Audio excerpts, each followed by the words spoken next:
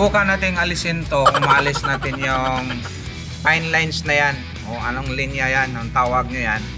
Ito malinaw sa taas ito sa baba or taas din yan kasi binaliktad lang yan nabaliktad yan. Ngayon try natin alisin yan, tingnan natin kung kayang maalis natin yan. Ang CKB1 ayan, CKB2 kasunod, CKBB1 sunod niya at yung katabi niya CKBB2.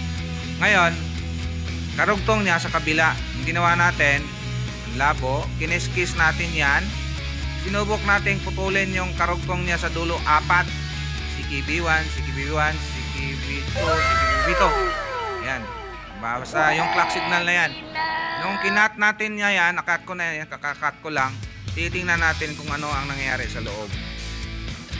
Ayun, nawala ibig sabihin, natsambahan na naman natin yan. So wala na, ang linaw niya na So ito yung ginawa ni Mr. Ray Talimungan na pinalitan ng backlight.